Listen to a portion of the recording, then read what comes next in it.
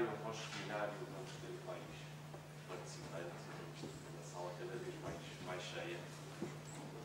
Nós hoje vamos apresentar, os colegas vão apresentar um seminário sobre as Smart Cities. É um tema muito interessante, é uma forma de aposta da IBM. Só vos queria apontar para o facto de que nós temos vindo a fazer um conjunto de seminários e estas atividades vão continuar. Vamos ter já para a semana um seminário também sobre SPSS. Portanto, se a sala ainda pudesse estar um bocadinho mais cheia, seria todo recomendável. Eu penso que são temas atuais, interessantes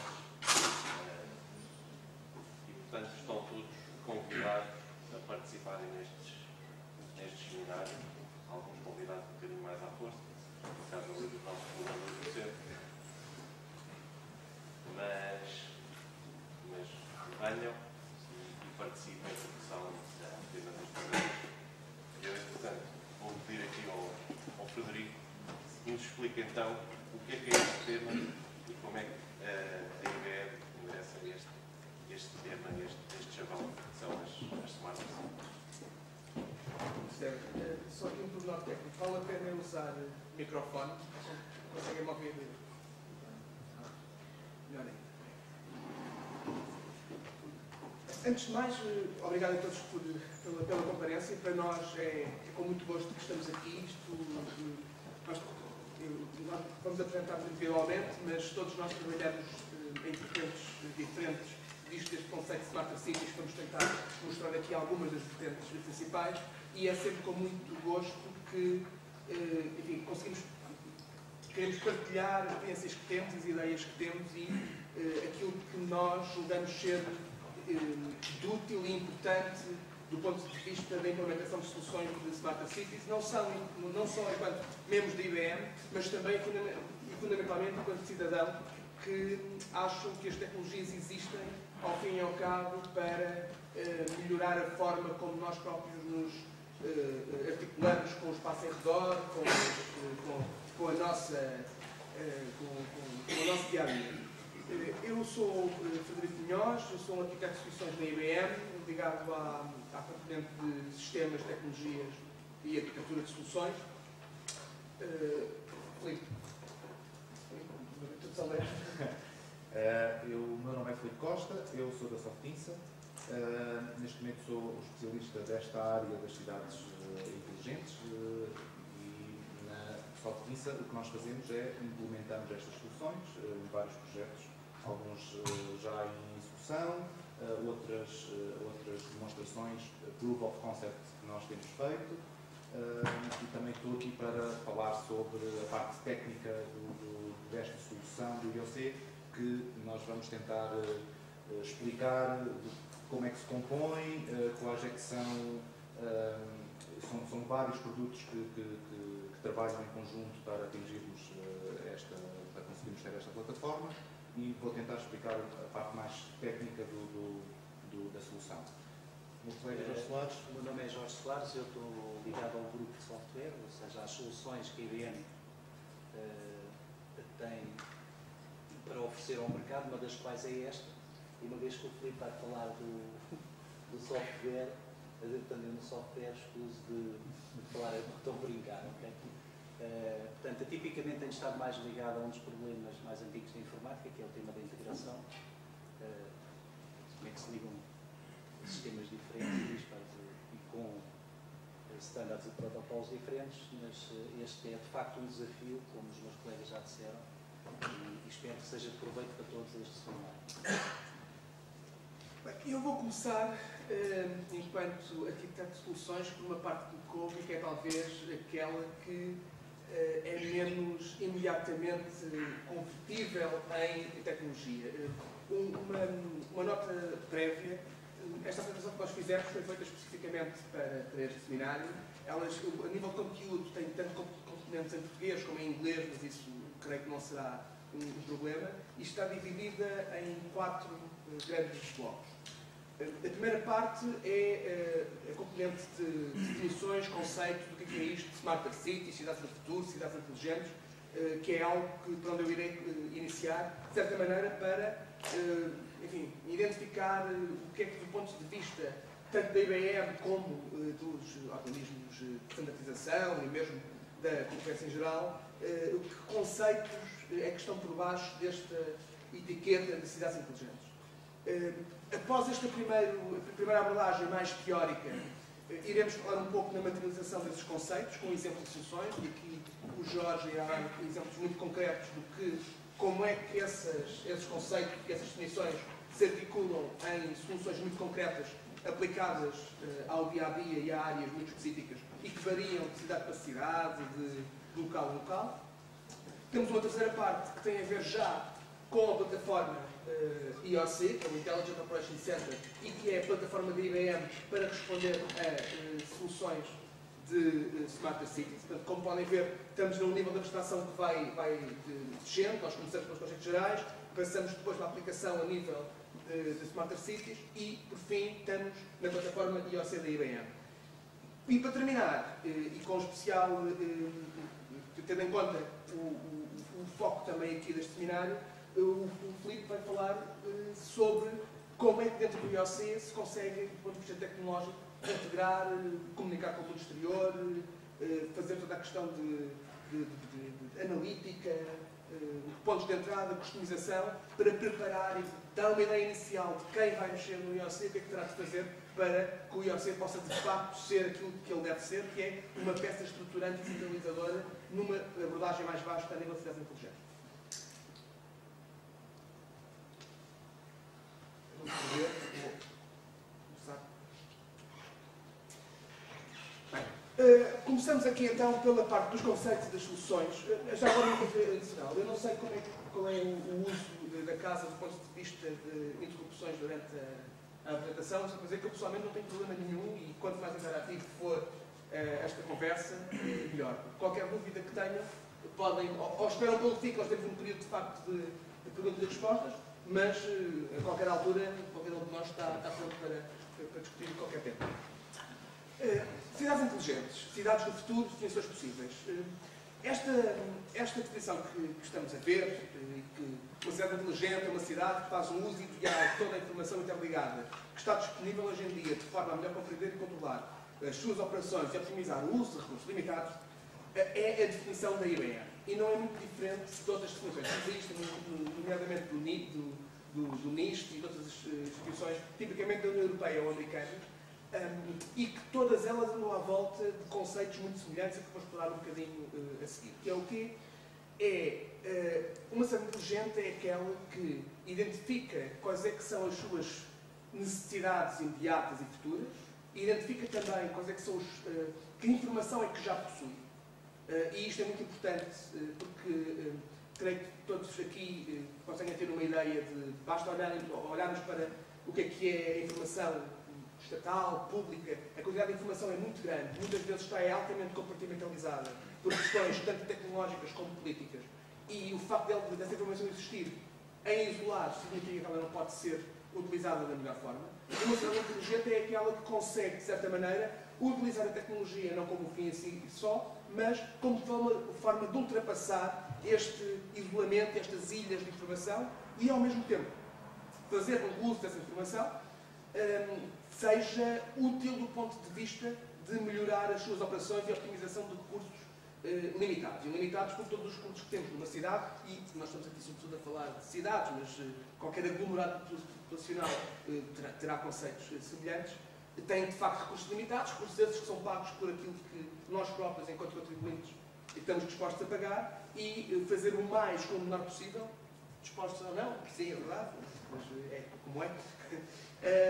É de facto, não é de suma importância. Uma cidade inteligente, alguns fatores comuns, e eu aqui vou tentar não seguir, eu não vou ler isto por extenso, mas tem 3 vetores que são muito importantes e que eu já li na parte inicial. A componente da liderança não é de todo irrelevante, e reparem que eu aqui estou a tentar ainda não dar um foco muito tecnológico à discussão. E há uma razão para isto. Obviamente que a IBM é uma empresa de tecnologia, de serviços de tecnologia. Mas a tecnologia, como eu disse no início, serve para ajudar a resolver problemas e ajudar a optimizar determinado tipo de ideias e de processos. Como tal, não é um fim em si mesmo, mas sim uma alavanca e uma forma de pôr em prática determinado tipo de políticas e programas. Políticas e programas esses que, no caso de uma cidade, como calculam, terão que ter, do ponto de vista de liderança, uma componente muito forte. Porque não se consegue, de facto, e é uma experiência que nós temos tido em várias... Não só em cidades, para ser honesto, não é questão só de cidades, mesmo em exemplos como o simulacro que fizemos do Chiado, que foi uma coisa que também não foi uma coisa de uma cidade inteligente, mas foi aplicada a uma questão muito concreta que era a proteção civil e o tentar coordenar melhor os meios em caso de incêndio. Nós notámos, de facto, que através da assunção desde o início de uma liderança, neste caso até política, que dizia isto convém ser feito, convém a informação ser articulada, abriu muitas portas, de outra maneira estariam fechadas. Portanto, a liderança, de facto, para uma cidade inteligente acaba por ser fundamental e é por isso que se vê que, enfim, Bangalore, Singapura, Rio de Janeiro, Bem-Faro também recentemente e outras, bem, e aqui, obviamente, onde estamos em março, não estaríamos aqui a dar, obviamente, este seminário, tudo isto não é por acaso. E estas coisas acontecem quando há um pensamento estratégico que se vai falando sobre os assuntos até se conseguir chegar a um determinado objetivo. Por outro lado, uma liderança por si só não pode substituir a participação dos cidadãos. E é aqui uma componente muito importante, como eu vou falar um pouco mais à frente relativamente à questão de Big Data, porque isto, há muitos conceitos que se interligam, mas enfim, a forma como os cidadãos se têm articulado também e relacionado com, enfim, desde a administração central, a administração regional, os serviços que utilizam, tem-se alterado substancialmente ao longo do tempo. E há uma necessidade cada vez maior e uma expectativa até por parte dos cidadãos de serem capazes de intervir e de influenciar algo que acontece no seu espaço de residência, de estudo ou de trabalho. E as cidades inteligentes são também uma forma de fazer com que, através do facto de cada vez mais todos nós estarmos ligados e interligados de uma forma cada vez maior, podemos utilizar essa interligação para fazermos, enfim, os nossos desejos, a nossa voz, influenciar naquilo que são os vetores de desenvolvimento e de ação de uma cidade. A tecnologia, como já falei, não é um fim em si próprio, mas é uma componente substancial de permitir que esta participação possa fluir de uma forma, enfim, que dê os frutos que se esperam. Portanto, a tecnologia, neste caso que nós vamos mostrar, no caso do IoC, é uma componente muito concreta, mas vocês certamente já ouviram falar de conceitos que eu vou falar um pouco mais à frente, como a internet das coisas, a questão do Big Data, enfim, o mobile, toda essa tendência cada vez maior para cada um de nós ter uma ligação permanente e conseguir ter uma ligação social cada vez maior é algo que as cidades inteligentes também assumem como modelo próprio. Isto que estão aqui a ver, e enfim, admito que isto aqui tem... Não. Não sei. Tem. Não é que vá ajudar muito, mas seja como for, isto é um modelo enfim, abstrato como um modelo conceptual de uma cidade inteligente. E eu vou só largar aqui alguns comentários, porque isto é importante no sentido de vermos que nós vamos mostrar o IoC como uma forma é uma aplicação deste modelo, mas este modelo não se esgota nas soluções da IBM ou nas soluções de outra entidade qualquer. Portanto, temos aqui, obviamente, todo o tipo de objetivos que são definidos ao nível da cidade, desde, enfim, saúde, escolha, oportunidades, segurança. Temos os cidadãos, que podem ser desde empregados, a turistas, enfim, isto agora depende muito do caso de uso. Temos todo um ecossistema que envolve a comunidade, o setor privado, enfim, o setor público, em comum, e é através desta camada de integração que todos eles conseguem, de certa maneira, fazer uso do mesmo tipo de informação. Eu já vou explicar isso um pouco mais à frente. A questão das infraestruturas de base, como as bases humanas, os fóruns de inovação, a questão dos fóruns de leadership podem ser tão simples como uma reunião da junta de freguesia ou até algo mais concreto, como algumas cidades se faz. Há fóruns de inovação patrocinados pelo poder local, onde pessoas e programadores podem participar para criarem aplicações que são úteis para a vida, para a vida daquele bairro em particular, daquela cidade, utilizando que tipo de informação, já vamos ver mais à frente. Isto liga-se com outro conceito que é o de Open Data, portanto, de dados abertos, utilizando informação que é disponibilizada exatamente para que individualmente a soma das partes permita, enfim, dar este tipo de serviços. Temos os sistemas das cidades e temos depois, obviamente, a infraestrutura física, propriamente dita, desde os edifícios, à rede de transportes e de eletricidade, e à tecnologia de informação e comunicação, redes, etc. Portanto, temos aqui um modelo conceptual de uma cidade inteligente que parte de uma camada mais física para uma mais humana, utilizando a componente tecnológica e de envolvimento dos cidadãos como um leitmotiv para fazer a tal utilização mais racional dos meios ao seu dispor. Os componentes e domínios da cidade, tenho que ter muito cuidado, porque isto aqui é uma matéria que é muito fácil de perder e ir falando demasiado.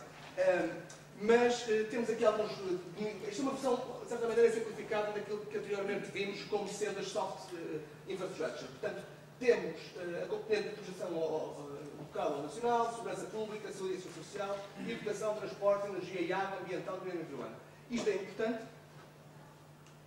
porque nós vamos ver, um pouco mais à frente, aplicações concretas que existem em cidades sobre cada um destes tópicos. Portanto, isto são tópicos abstratos que vamos ver, de certa maneira, aplicações concretas em cidades concretas, soluções concretas que permitiram fazer uma melhoria substancial daquilo que eram os meios e os resultados com base em cada um destes domínios.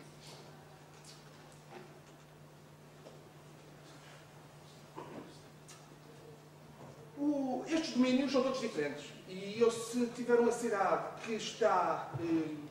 Se for uma cidade no Algarve, em que, junto ao mar e com uma grande afluência de turismo no verão e muito pouca gente no inverno, terá casos de uso muito particulares. Se for uma cidade do interior, numa área de dinâmica térmica muito grande, com incêndios, etc., terá casos de uso também diferentes. Dito isto, existem três conceitos / requisitos que tipicamente norteiam todo o tipo de abordagens de cidades inteligentes, que, de certa maneira, já os referi. Tem a ver com a utilização da informação, quer a que existe, quer aquela que seja criada no âmbito destes projetos. Uma coisa que nós também já verificámos é que metade da informação pode existir, a outra metade não existe, mas pode passar a existir através da implementação, enfim, desde mecanismos de sensores, de mecanismos de integração com outro tipo de plataformas. A antecipação dos problemas é um dos grandes requisitos que as cidades inteligentes também têm nisto. O que é que isto quer dizer?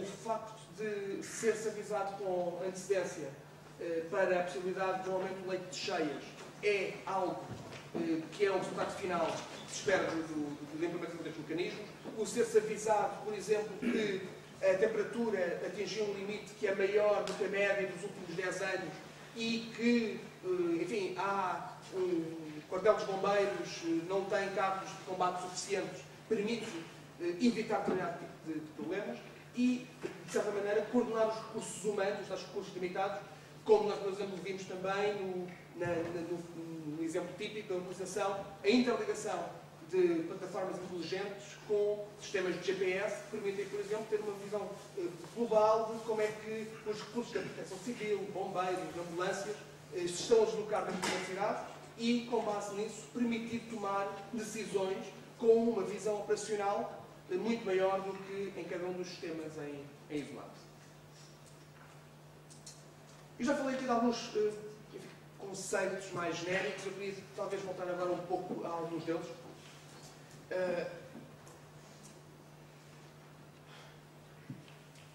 Eu foco muito este aspecto da centralidade do cidadão no mundo com muitos dados, porque acho verdadeiramente que esta é uma das grandes revoluções que estamos a assistir hoje em dia do ponto de vista de cada um de nós produzir uma quantidade de dados que não tem paralelo com o que se passou até agora e, por outro lado, de partilhar essa informação de uma forma cotidiana, de uma forma social, enfim, já de forma praticamente transparente, mas que permite, ao mesmo tempo, ter grandes oportunidades e grandes riscos. E essa questão desse equilíbrio entre a forma como nós gerimos a quantidade de dados que produzimos todos os dias, os utilizamos para fazer coisas que nos beneficiam, mas ao mesmo tempo impedimos que essa utilização seja feita para fins que não nos interessam, é um dos grandes problemas que hoje em dia acontece. Ele toca de lado nesta questão das cidades inteligentes, não é um tema central, mas é importante. Porquê? Porque uma cidade inteligente também está tipicamente integrada com, como nós falámos há pouco, com as redes humanas. As redes humanas de comunidade, hoje em dia, já não são propriamente a casa do povo e enfim, o café da esquina, talvez ainda um pouco, mas cada vez mais são grupos de enfim, Facebook, LinkedIn, Instagram, Twitter, o que for. Nós notamos também, por exemplo, que chegámos a ver que era mais rápido nós recebemos notificações de algum tipo de acidente, como enfim, incêndios, etc., via Twitter, do que através dos mecanismos de oficiais de reporting. O que mostra que há uma alteração substancial na forma como as pessoas se relacionam umas com as outras e com, com estes mecanismos ditos oficiais. Um exemplo que estamos aqui a ver, e isto aqui foi creio que podemos mostrar isso um pouco mais à frente. Obviamente temos aqui um telemóvel e o City Pulse, que foi uma forma de integração construída sobre o IoC, e aqui já estou a dar alguns exemplos concretos, de uma plataforma que é aberta não só às pessoas dos departamentos da cidade, mas aberta a todos os cidadãos e que permitia fazer uma coisa como, por exemplo, tirar uma fotografia a um buraco numa estrada, enviar, dizer, não precisava dizer onde é que estava, porque tipicamente hoje em dia o GPS já vai com a imagem geolocalizada, e dessa forma alterar imediatamente a forma como o cidadão se relaciona com os mecanismos urbanos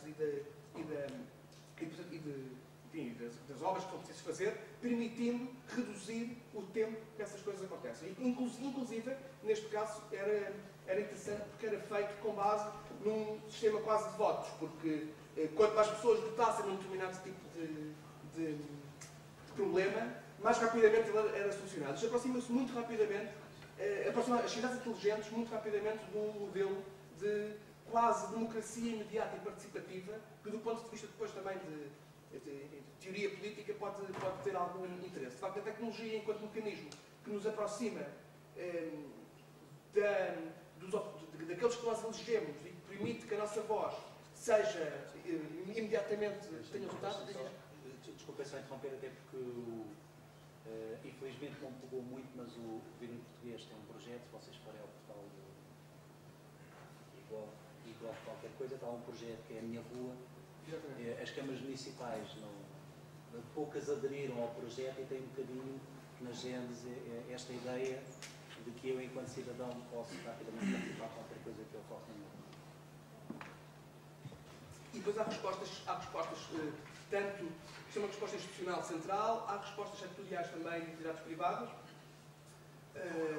mas obviamente que, como vamos ver, o grande problema aqui, ou o grande desafio, é fazer com que estas iniciativas, que são todas diferentes, acabem por se interligar, porque, se caso contrário, temos 20 sistemas, todos eles sem massa crítica suficiente, e, de facto, aquilo que uma cidade inteligente deve tentar fazer é ser um ponto central onde esse tipo de informação pode, ao ser centralizada, pode ser maximizada. Um exemplo típico, de nada nos serve se cada quartel dos bombeiros ou se cada hospital tiver um sistema de gestão de recursos próprio e completamente opaco para o mundo, porque isso significa que está fechado todo por si próprio. A partir do momento em que se alarga isto a uma cidade ou uma área metropolitana, a gestão desses recursos é substancialmente diferente. Há bocado falámos um pouco sobre as redes sociais e agora vamos entrar nos últimos dois conceitos que eu acho que são fundamentais antes de passarmos aos exemplos concretos do que é que isto significa no dia a dia. Que é a questão do Big Data, do Open Data e da Internet das Coisas ou Internet of Things. Nós, cada vez mais, o mundo é constituído por geradores de informação automática, sensores, do que for. Cada telemóvel que nós temos tem uma quantidade impressionante de sensores, é capaz de gerar dados desde enfim, temperatura, do GPS, aceleração, cada vez, enfim, por software ainda mais conceitos. Cada vez mais, do ponto de vista, coisas que antigamente eram só para profissionais e caríssimas, hoje em dia compram-se, enfim, razoavelmente baratas, como sensores de movimento, sensores de detecção de gases, água, um simples Raspberry Pi, que é um computador minúsculo e que se compra em forma de kit, permite gerar cerca de 22 indicadores diferentes, e indicadores esses que, curiosamente, se ligam a uma plataforma, que neste caso é da IBM, mas há outros, existe o Jasper, é muito conhecida do ponto de vista enfim, mecanismo de mensagem para a internet das coisas. No caso da IBM, temos o portal da IBM da internet das coisas, permite ligar imediatamente ao Raspberry Pi que qualquer um deles tem, qualquer um de nós pode ter em casa, e a partir desse momento, nesse portal, a informação passa a entrar de forma completamente padronizada sobre todo o tipo de informação que esse Raspberry Pi produz. Quem diz isso diz um iPhone, um Android, um sensor industrial, um sensor SCADA, o que for.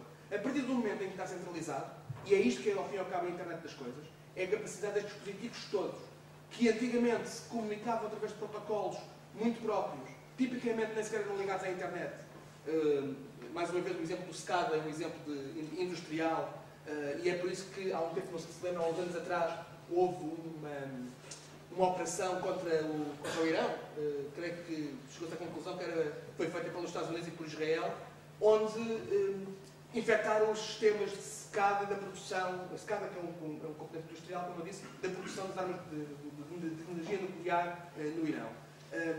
Este tipo de problemas, este tipo de oportunidades, entre aspas, torna-se ainda mais complexo de analisar quando falamos de internet das coisas. Estamos a falar, de facto, da capacidade de, através da internet ou de outro tipo de... Internet, sim, mas internet que pode ser via fibra, via ondas de baixa frequência, chegarem a um ponto central, serem tratados e depois poderem ser integrados. A Open Data é outro tema muito importante, porque uma coisa é a produção de informação, que é fundamental para uma sociedade inteligente.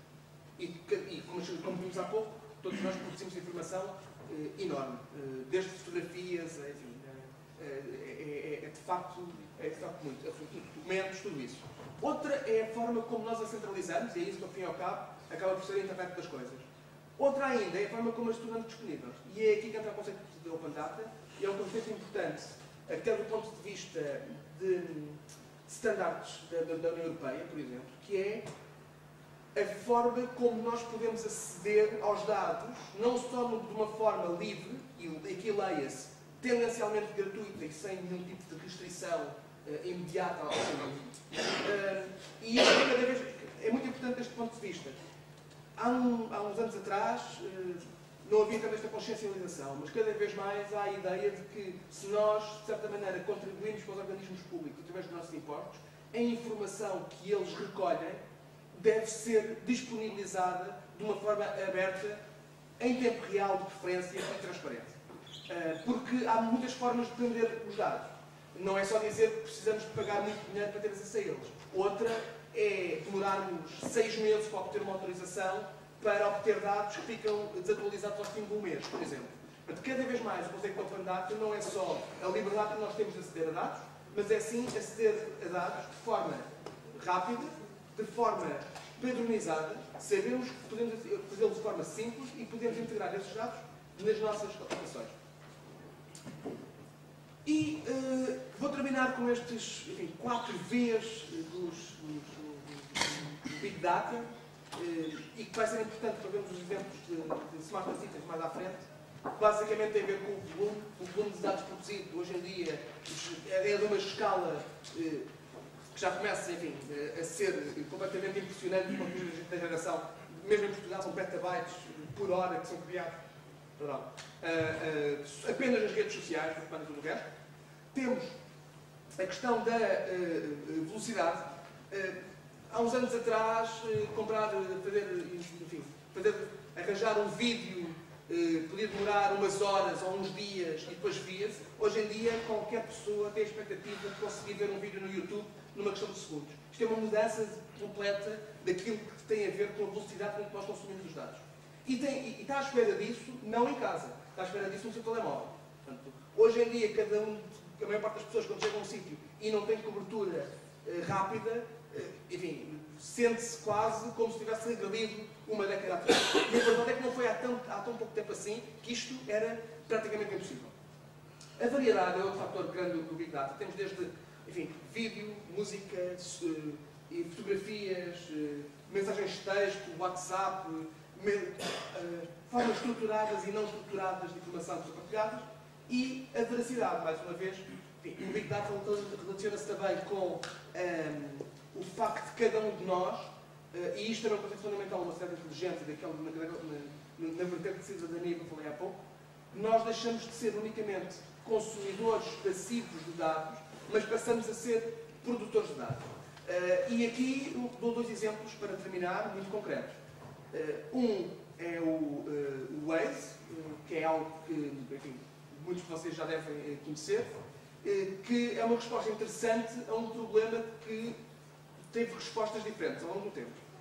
Tem a ver com como chegar do ponto A ao ponto B de carro. Basicamente é um sistema de navegação. Tipicamente, um sistema de navegação, como o TomTom, o OneDrive, o que for, tem um mapa gerido por uma entidade central que nós dizemos o que queremos e essa informação é trabalhada por essa entidade. Nós, de certa maneira, adquirimos essa informação com o pressuposto dela ter algum tipo de qualidade determinada, e dá preferência para o seu fornecedor, e a partir desse momento, tipicamente, a informação é mais estática e tem que ser atualizada ao longo do tempo, e isto é um sistema de navegação normal que nós teremos no nosso carro. O Waze altera isto para uma forma que se relaciona-se muito com a internet das coisas, com o Big Data, com o Open Data, tudo junto. Com o Waze, nós instalamos o Waze no nosso telemóvel, num tablet, e os próprios mapas não existem enquanto conceito pré-definido. Os mapas são criados com base na informação de cada um destes dispositivos faz. Um pouco como largar formigas ao longo da areia e ver os caminhos que elas tomam. Se as pessoas não vão circular em determinado sítio, é porque há uma estrada nesse sítio. E o que isto faz ao mesmo tempo é, cada vez que alguém se liga ao Waze, está ao mesmo tempo a consumir informação e está a partilhar informação. Se eu num quilómetro, se eu estou aqui e daqui a meia hora estou 1 quilómetro à frente, isto é porque há trânsito aqui. E esta informação é trabalhada de forma instantânea, cada um de nós é consumidor e produtor, e com isto, na pior das hipóteses, obtém-se uma coisa fundamental, que é uma pessoa consegue livrar-se de horas de trânsito porque aquilo de facto permite, em tempo real, porquê? Porque estamos ligados não a um ponto central, mas a milhares de outras pessoas que funcionam como sensores e que estão em movimento. E por outro lado, não são só sensores, também tem uma componente humana. Eu sou capaz de dizer, atenção, que há aqui um radar, por exemplo. Atenção, que o acidente já foi resolvido. E com base naquilo que nós acreditamos ou não nessa informação, conseguimos tomar decisões. E eu terminaria por aqui esta parte. E o outro era o Uber, que era outra questão, que é dos táxis, mas...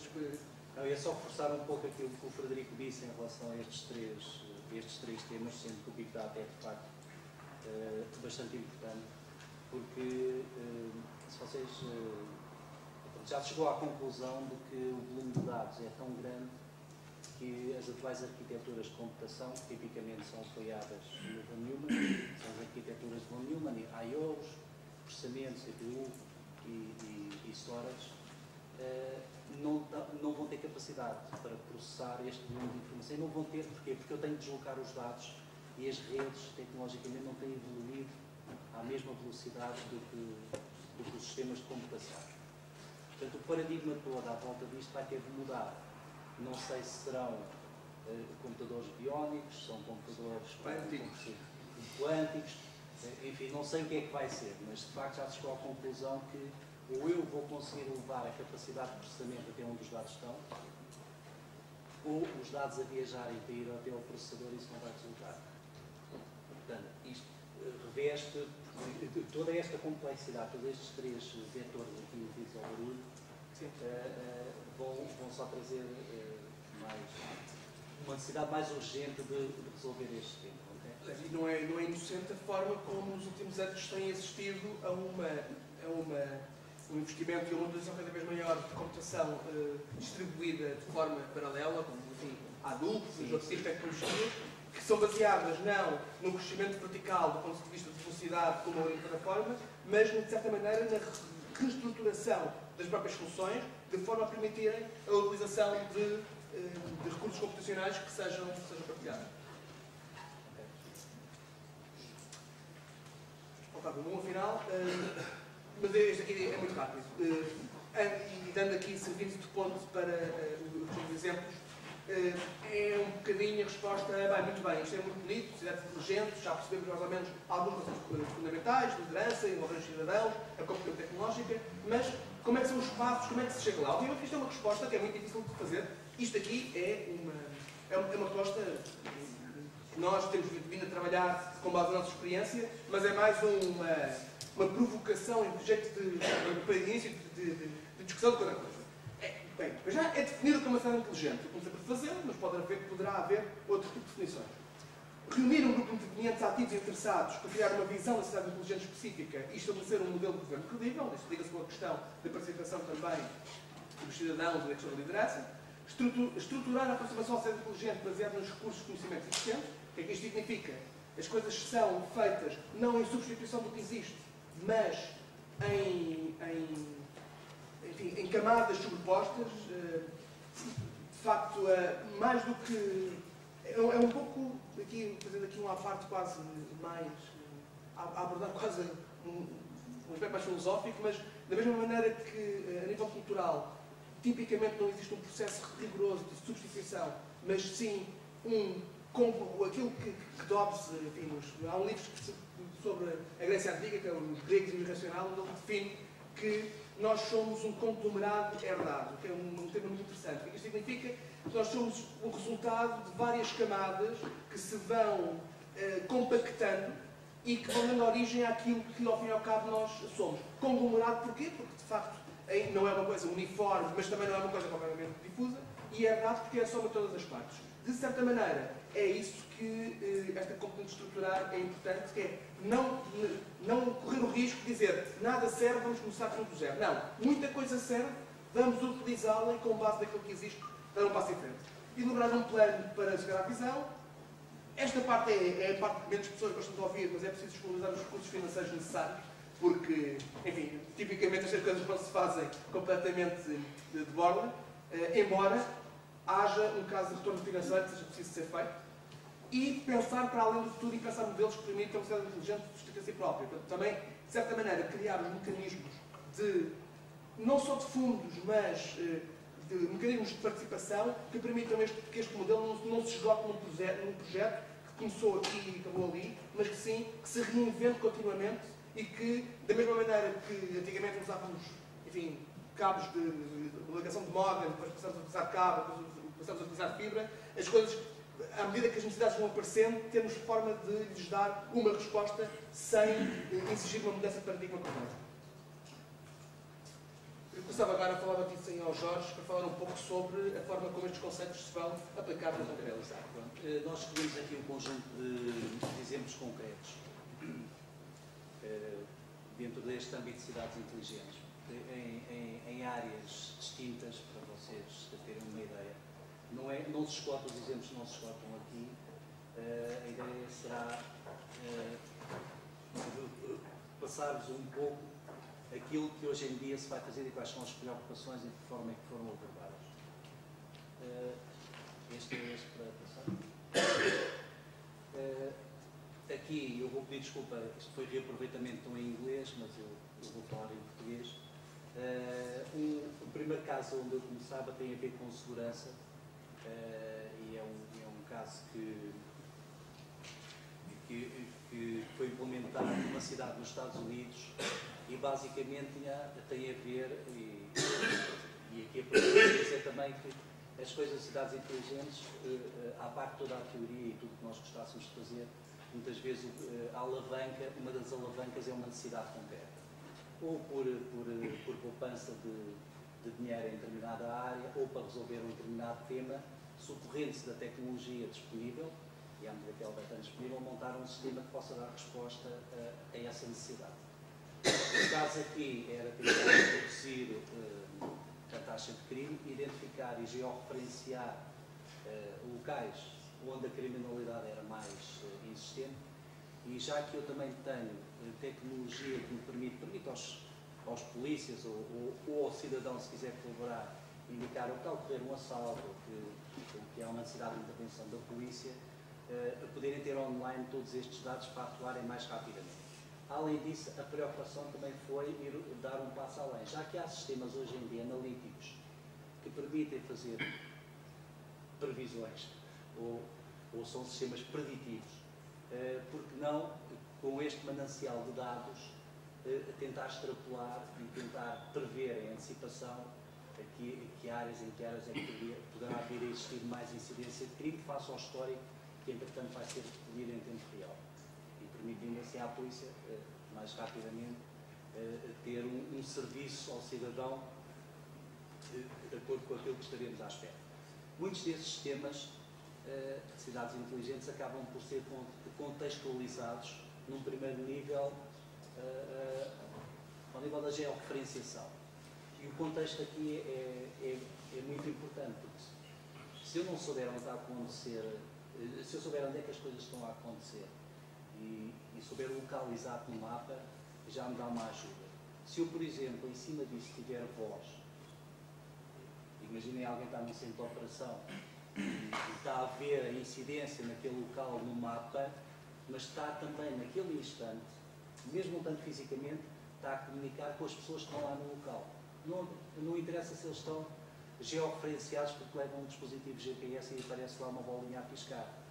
Mas sabem então interagir, estão todos em contexto. Portanto, isto pode trazer um valor acrescido a este tipo de sistemas.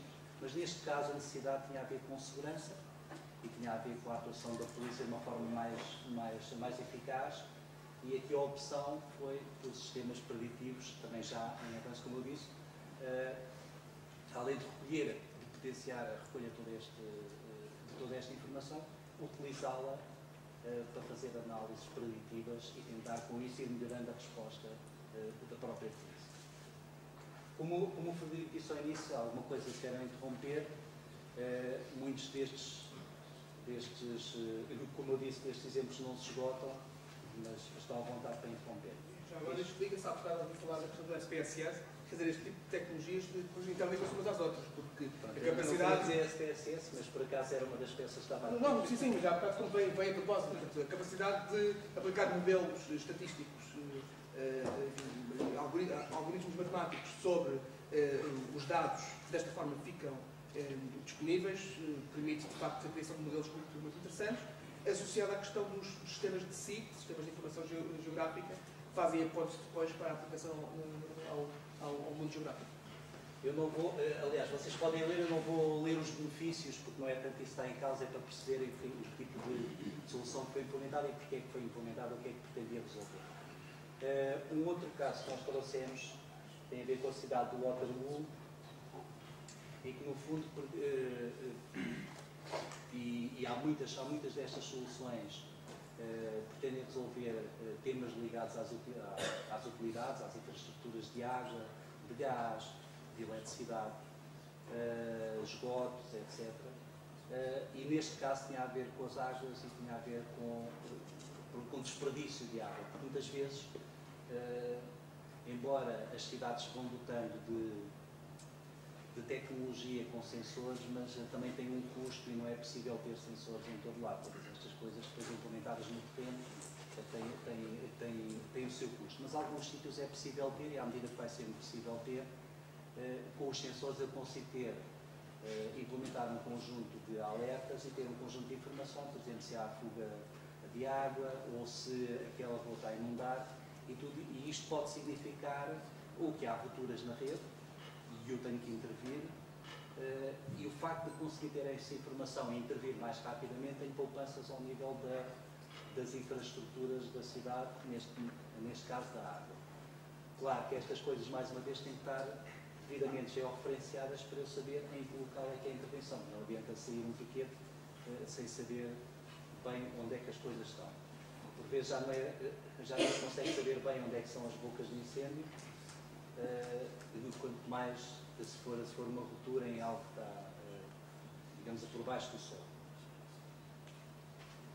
Outro caso também ainda relacionado com a água tem a ver com um condado nos Estados Unidos que tem uma série de parques turísticos e com um desperdício enorme, na ordem dos milhões de dólares de água.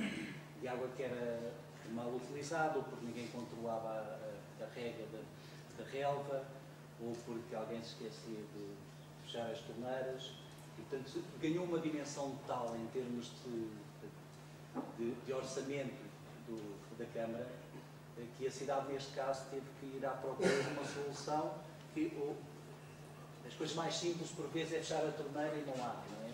Pronto, desligam-se as coisas e já não há consumo. Mas se eu conseguir, havendo tecnologia, se eu conseguir dotar essas infraestruturas de sensores que me alertem em devido tempo, eu, mais uma vez, consigo, com isso, não só financiar o projeto que implementei, como também ter um serviço mais eficaz em termos de consumo. Só um ponto aqui interessante.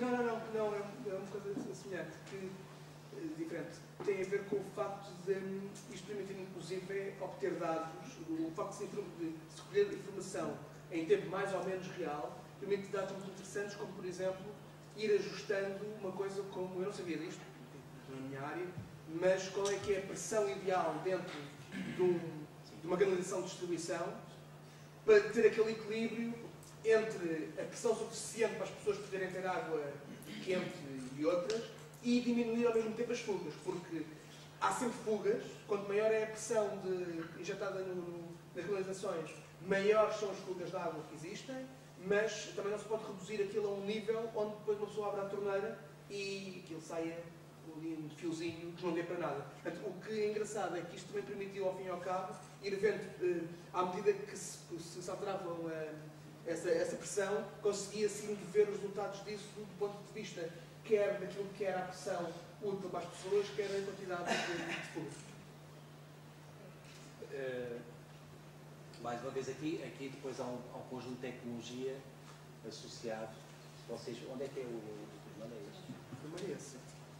Se vocês virem aqui, temos a tecnologia que potencia ter um conjunto de indicadores, que normalmente são coloridos do ponto de vista de semáforos e que graficamente dão ao operador que está a visualizar a ideia que há um vermelho no sítio tal, isto está verde, amarelo, enfim. Mas isso já são utilizações práticas da tecnologia, a forma como eu informo a cidade e os operadores que estão com o sistema. Um outro caso ainda, eu penso que é o último, relacionado com as utilidades, e este tem a ver com a eletricidade, e é na Eslováquia, e aqui a situação era um terreno bastante extenso, com uma rede elétrica e muitos locais com difícil acesso, e sempre que era necessário fazer uma intervenção, muitas vezes os piquetes saíam, e normalmente os piquetes têm conjunto de peças, aliás, quando vão à nossa casa têm conjunto de peças, que tipicamente na nossa casa servem para resolver o problema. Mas muitas vezes nestas aplicações mais industriais podem não ter as peças, ou ter as peças erradas para resolver a situação, o que obrigava a voltar para trás. Ou muitas vezes nem saberem bem, digamos, qual era o sistema que estava com deficiência. Implementando aqui um conjunto de sensores e uma solução mais, vamos chamar, mais inteligente, não só conseguem saber localizar, como conseguem também ter a ideia da peça, porque eu sabendo o local e tenho essa informação, esse asset temos os dispositivos, têm as características técnicas do dispositivo, sei as peças que pode ser necessário levar para substituir, e ao inventariar isto tudo e ter uma rede mais inteligente, também tenho outra vantagem, que é em antecipação. Eu vou conseguir ter os tempos de vida útil média de cada equipamento. E há uns que se degradam mais depressa que outros, ou por condições climatéricas, ou porque era o equipamento mais fraco, o que me permite em antecipação poder prever que aquele equipamento terá tendência a variar. E antes que ele avarie, poder fazer uma intervenção evitando deslocações desnecessárias. Outro caso, ainda nas utilidades, tem a ver com eu creio que já falaste da rede de esgotos. Não. Tem a ver com redes de esgotos, e o tema é idêntico ao caso anterior. Eu posso pôr um conjunto de sensores que possa saber medir ao nível das águas e posso, em antecipação, prever que tipo de intervenção é que eu vou fazer na rede. Um exemplo típico aqui, não, mas por exemplo, onde eu morava, sempre que havia chuvas associadas a marés cheias, no caso de Algés, na zona ribeirinha, a experiência empírica dizia que era muito mau para quem tinha cabos, porque de facto estas coisas juntas significavam que todas as cabos daquela região iriam estar inundadas. Neste caso em concreto, é este tipo de correlação que é feita. Não só a questão das marés, como também condições climatéricas que podem levar a mais chuva e o que é que isso significa do ponto de vista de gestão dos caudais de águas ribeiras. Este caso tem a ver com o Japão e todos nós sabemos do tsunami no Japão há uns anos, o que causou, por muita sofisticação tecnológica que tínhamos no Japão, é conhecido por ter essa sofisticação, com inundações, por exemplo, os centros de computação, se forem inundados, não servem para nada. Portanto, toda a informação que eles podiam dar vai-se embora. E eu acabo por resumir à comunicação de telefone, mas estas coisas também têm baterias que vão ao ar, e se não houver gateways que transmitam de um lado para o outro, eu fico às cegas. Basicamente é isto. Aliás, em Portugal isso ocorreu quando foi do incêndio do Chiado. O número de horas que aquilo demorou a resolver levou que as comunicações dos bombeiros, os rádios analógicos que tinham, as baterias foram embora e, portanto, ficaram sem capacidade de comunicação. Portanto, há casos em que a natureza é mais forte e por muita tecnologia que nós tenhamos, fica um bocadinho às cegas. Isso ocorreu no Japão e chegou-se à conclusão que, se calhar, num território como o japonês, mais sujeito à sismologia, era interessante ter qualquer coisa tecnológica ou de processamento de informação que não dependesse tanto do terreno, porque as antenas podem cair e ter alguma redundância. E para isso, havendo tecnologia hoje em dia digital, porque eu de facto posso comunicar pela internet, posso para filmar e falo, não preciso de voz, se calhar aquilo que chegou à conclusão é que a solução passaria por criar três centros de dados em cloud, portanto, acessíveis de qualquer ponto, que tivessem elasticidade suficiente, esta zona que se pretende representar aqui em baixo, em pico, dar capacidade de comunicação, mail e voz. Porque eu, em emergência, não preciso ter fotografias, nem vídeos, nem coisas sofisticadas, preciso ter comunicação básica. E básica é textual e voz. Portanto, agora, preciso ter sistemas que façam o pico de procura, porque um centro pode ir abaixo e o outro tem que acumular os pedidos todos, faça o pico de procura e tem que ter essa capacidade.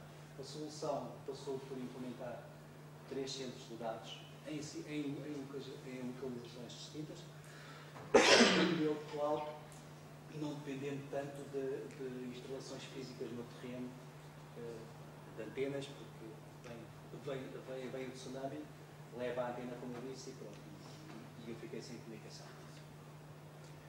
Há vários casos de Smart Cities que têm a ver com emergência. O Frederico falou, nós tivemos o piloto, vou falar um bocadinho disto. Sim. Nós fomos convidados a participar na evocação do incêndio do Chiado, passados os 25 anos do incêndio do Chiado, onde tivemos a oportunidade de estar um conjunto de tecnologias de georreferenciação e de contextualização das forças que estavam a operar no terreno. E há aqui várias coisas que se colocam, por exemplo, quando se fala de georreferenciação, ainda estamos ao nível das 2 dimensões, porque de facto no mapa, vejo as coisas no mapa, mas num edifício, imagina um edifício de 10 andares, o incêndio está a ocorrer naquele edifício, se calhar é importante eu perceber em que andar é que o incêndio está a ocorrer. Se eu conseguir perceber isso em antecipação era ótimo. Porque de facto o que ocorre é que quando os bombeiros lá chegam é que sabem que é no 4º andar. Ou alguém já disse que era no 4º andar. E se eu, por exemplo, tivesse, agora vou sonhar um bocadinho, se eu, por exemplo, tivesse informação que há escritórios, qual é o potencial inflamável dos vários andares, já tenho informação útil, digamos que poderia ajudar a uma intervenção deste género. Mas no Chiado, como eu disse, permitimos experimentar um conjunto de tecnologias, usámos o IOC, que também já aqui foi referido, que é a plataforma de software de IBM que suporta estas coisas, e com isso também não estou a dizer que as soluções passam todas por IOC, todos os casos são diferentes, como o Frederico disse, as necessidades são diferentes, cidade para cidade, depende das variáveis, é preciso analisar e pôr as coisas em contexto para ver qual é que é a melhor solução. A questão da integração, houve um componente muito interessante que mostra um bocadinho como é que a integração é importante. Nós tínhamos a questão dos rádios, podes falar um bocadinho sobre isso? A questão de há rádios. Exatamente. Eu não tinha essa noção, mas nós chegámos ali ao fim e vimos que cada departamento de bombeiros, cada regimento, de sítios diferentes de Lisboa, utilizavam mecanismos de rádio que eram diferentes. A maior parte deles eram sistemas analógicos, depois tínhamos os bombeiros chapadores que utilizavam a rede do Ciresp, que era uma rede digital, enfim, e tudo isto, mais uma vez, eu vou dar aquela questão do início. É bom os bombeiros falarem dentro do quartel, mas melhor ainda é falarem uns com os outros, no caso de algo com a dimensão do que foi em Lisboa. Por que é importante essa dimensão do que foi em Lisboa? Porque se chegou à conclusão que, de facto, o exemplo de Lisboa alterou completamente a forma como se olha para a questão de combate a incêndios urbanos. Uma coisa que se notou foi a completa descoordenação das várias equipas que lá estavam, exatamente porque cada uma delas funcionava de uma forma muito própria, e o que nós vimos aqui foi a capacidade de usar a tecnologia para ultrapassar isto como. Foi muito interessante vermos isso, que através da integração do próprio IOC, utilizando sistemas de gateways de VoIP, analógicos, digitais, etc., nós tínhamos num único ponto de comando, uma pessoa que estava a falar simultaneamente com uma espécie de walkie-talkie virtual, que falava ao mesmo tempo com telemóveis, 3 redes analógicas diferentes e com a rede do Ciresp. O que significava que desde a pessoa que estava com o telemóvel a ligar até a um regimento de bombeiros que tinha chegado, vindo, enfim, do Minho, se fosse preciso, era razoavelmente fácil ter aquela visão operacional, porque ao mesmo tempo que sofriam as comunicações de todas estas redes, estava-se a ver também no mapa as várias pessoas a moverem-se e as ambulâncias a andarem. E essa parte foi muito importante. A voz é de facto aqui importante, e como eu disse também, o vídeo é algo que nós, por exemplo, consideramos poder utilizar, mas não tem um valor significativo, porque no incêndio é ter uma câmara de vídeo. Imaginem uma GoPro metido no capacete de bombeiro, não faz sentido nenhum, porque a intensidade térmica é tão grande que a imagem queima. Nós sabemos que não faz sentido nenhum porque perguntámos. Nós, no início, a primeira coisa que tínhamos logo foi: era só mete-se o bombeiro, mete-se um que depois vai ser impecável. Se fosse uma série sobre uma televisão sobre o Beyoncé, as pessoas olharam para nós e disseram: pois não, isso não vai, não só não resulta, como não nos dá objetivo nenhum.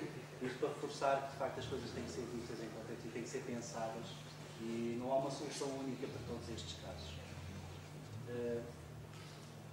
Um outro caso interessante, e isto aqui faz lembrar um pouco, não sei quantos de vocês tiveram a oportunidade de ver um filme, já é antigo, não me lembro o ano, Minority Report, que tinha uma publicidade dirigida, não sei se recorda, mas tinha o Tom Cruise saía do metro e tinha logo a publicidade dirigida ao olho,